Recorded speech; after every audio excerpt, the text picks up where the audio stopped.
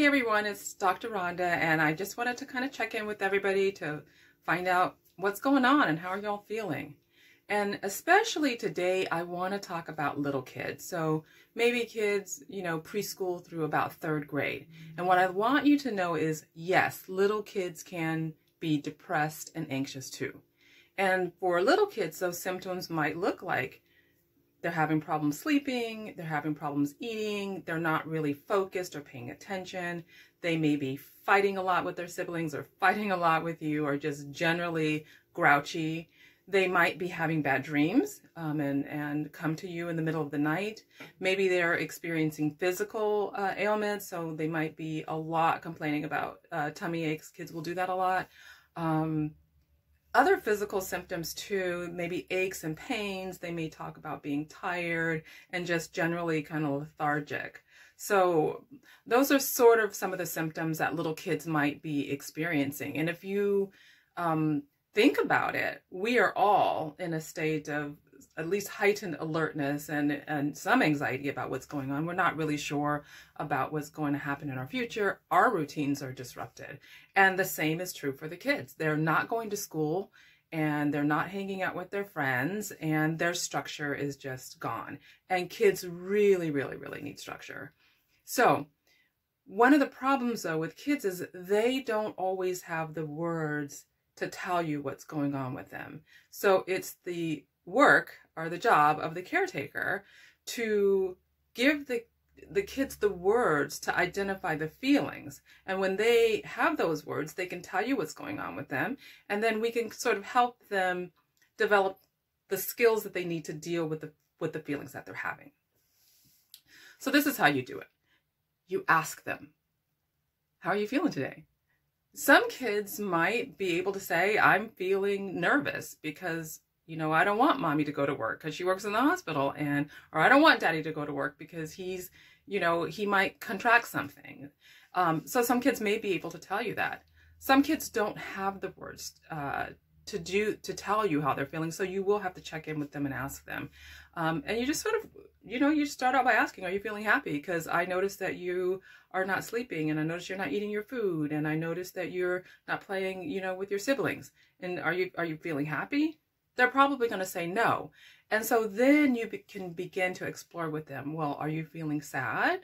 And they may say yes. Are you feeling angry? Are you feeling nervous? Do you have butterflies in your stomach? You can sort of ask them, and they will respond to you. And you can sort of help them to identify what they're feeling by asking them specifically. And don't be afraid to ask them, and don't be afraid to give them the words that they need, because when they have the words, they'll be able to communicate that with you.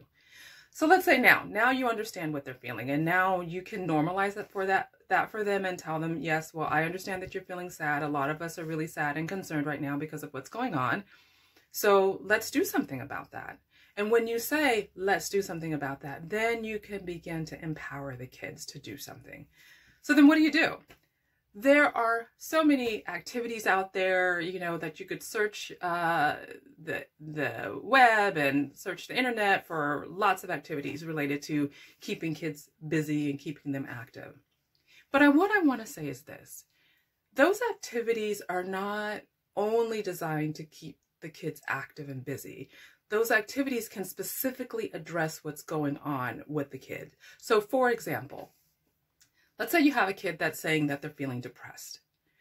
One activity that you'll see all over the internet is have kids do a journal. And that could be through a picture journal, or maybe they'll write a little story and have a little book at the end. And those are really great activities. But if you can pick a feeling word for the kid, like let's say depression, that they tell you now that they're feeling depressed. And then you say, well, let's write a book about it, or let's do a picture book about it. So you can do like a collage book, or you can color and maybe have the kids work on one page per day. And at the end of the week, they have this book that is telling you the story about how they're feeling. And that's a really great activity for the kids because it allows them to kind of a way to kind of get it out. And kids really express a lot through like artwork and things like that. So that's a fun activity. Well, you could work on that with the kids. So while you're sitting there with them, you can kind of process them like, oh, why did they choose that color? Or what about that picture is important to them? Or what message is that conveying? And you want to lead them towards the end of the journal where maybe there's some kind of positive conclusion that at the end, yes, and I will be able to go back to school. So those kinds of things. So you'll see lots of activities out there. But you do want to try to focus that activity on something that the kids expressing that they're feeling. Another thing too is exercise is really important. And so you want to educate the kids that, you know, we need to exercise because it's good for us physically and it's good for us mentally. So you told me that you're feeling anxious today. So one of the ways that we can deal with that anxiety is through exercise. So let's pick an exercise and maybe one different exercise per day, you know, for the week. And at the end of the week, we'll see, you know, we'll monitor it and see how good we did. Okay. So, but what I would say is let the kid pick the exercise. So maybe you can show them some videos that are out there. Maybe they can choose a video per day, or maybe they can set a goal that they're going to do 100 sit-ups in a day. Or maybe they're going to do, you know, 100 jumping jacks, and you're going to do those with them because you need to be exercising also. So have the kid choose the exercise. It doesn't always have to be walking or the things that we think are good for them. There's lots of ways of exercising. So those are the tips that I have for the day.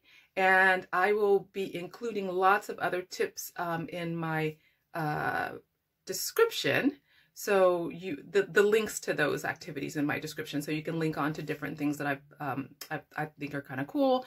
You can link onto my Facebook page, and I'll be putting some things there, and then as well as my Twitter. So most important thing, make the activity relate to the feeling that the kid is having, and then you will get a lot of bang for your buck by doing that. In the meantime, let's stay connected and let's stay safe. I'll see you next time.